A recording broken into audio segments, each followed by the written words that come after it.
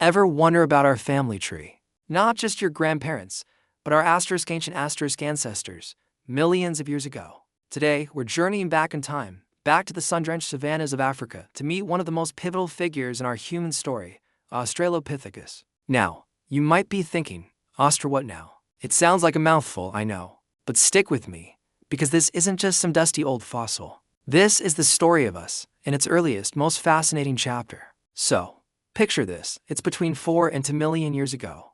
The world looks very different. Vast grasslands stretch as far as the eye can see, dotted with patches of woodland. And walking through this landscape is a creature unlike any other. It's not quite an ape, and not quite a human. This is Australopithecus, which literally means southern ape. One of the most amazing things about them, the absolute game changer, was how they moved. While their ape-like relatives were still primarily swinging through trees, Australopithecus was taking a bold step, literally. They were walking upright on two legs. This is a monumental moment in evolution, a behavior called bipedalism. How do we know this? Well, we have some incredible evidence. Let's talk about Lucy. No, not the girl from the Beatles song. Lucy is the nickname for one of the most famous fossils ever discovered. Found in Ethiopia in 1974, her skeleton was about 40% complete. For a 3.2 million-year-old fossil, that's like hitting the jackpot. When scientists studied Lucy's bones, particularly her pelvis, her femur, and her knee joint, they saw clear adaptations for walking upright. Her pelvis was broad and short, more like a modern human's than a chimpanzee's, providing support for an upright posture. This was our first solid proof that our ancestors were walking on 2 feet millions of years earlier than we had previously thought. But why start walking? What was the big advantage? Imagine you're out on that open savanna. Standing up tall gives you a better view over the tall grass. You can spot predators like ancient hyenas or saber-toothed cats from farther away. You can also spot food sources, like fruit trees or carcasses left behind by other animals. Walking on 2 legs also frees up your hands. Suddenly, you're not using them for knuckle walking anymore. You can use them to carry food back to your family, to carry your infants, and crucially, to carry and use tools. This freeing of the hands was a critical step that paved the way for all the complex technologies we have today, right down to the device you're watching this on. So, what did they look like? Don't picture a modern human. Australopithecus was relatively small. Males were maybe around 4.5 feet tall, and females were even smaller, under 4 feet. They had a blend of features. Below the neck, their skeletons were showing those human-like adaptations for walking. But above the neck, things were still quite ape-like. They had projecting jaws, a low, sloping forehead, and a brain case that was much smaller than ours. To put it in perspective, their brain was only about 1/3 the size of a modern human's brain, roughly the size of a modern chimpanzee's brain.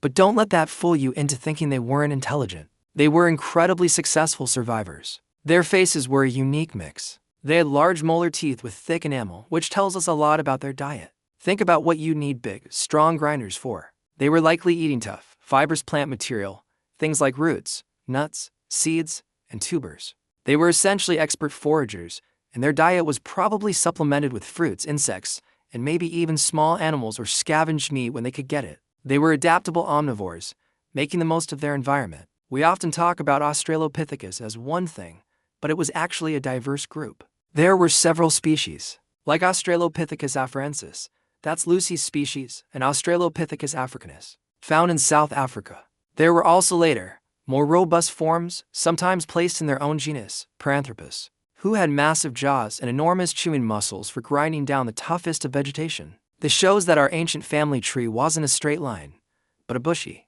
branching tree with many different experiments in how to be an upright ape. One of the most poetic pieces of evidence we have for their bipedalism isn't bones, but footprints. The Laetoli footprints, discovered in Tanzania, are a trail of footprints preserved in volcanic ash from 3.6 million years ago. When you look at them, you can clearly see the tracks of 2, maybe 3, individuals walking side by side. You see the distinct heel strike, the arch of the foot. It's an unmistakably human-like gait. It's a snapshot in time, a frozen moment of our distant ancestors walking across the landscape. It's incredibly moving to think about. Now, let's talk about tools. For a long time, tool use was associated with the later genus, Homo, our direct lineage. But recent discoveries are changing that picture. Stone tools have been found dating back to 3.3 million years ago, a time when Australopithecus was on the scene. It is highly probable that they were the ones making and using these simple tools. Sharp flakes of rock. used for cutting meat off bones or breaking them open to get to the nutritious marrow inside. This was another huge leap, a sign of their growing cognitive abilities and their ingenuity in solving the problems of survival. They weren't just surviving, they were thriving. They lived in social groups, much like modern primates. Living in a group offers protection, helps in finding food, and allows for the sharing of knowledge. We can imagine them communicating, caring for their young, and navigating the complex social dynamics of group life. This social aspect was just as important to their success as their physical adaptations. So, what happened to them? Why aren't Australopithecines walking around today? Well, evolution is a story of constant change. Around 0.5 million years ago, the climate in Africa began to change, becoming cooler and drier. The woodlands shrank, and the grasslands expanded. This environmental pressure led to a fork in the evolutionary road. One path was taken by the robust Australopithecines, who became specialized super chewers. The other path was taken by a new lineage, one with a slightly larger brain and a greater reliance on tool use and meat eating. This was the beginning of our own genus, Homo. Eventually, these early humans, with their bigger brains and more sophisticated behaviors, were better able to adapt to the changing world. Australopithecus, our trailblazing ancestor, eventually faded into extinction, leaving their fossils and their footprints as clues to their incredible story. But their legacy is everything.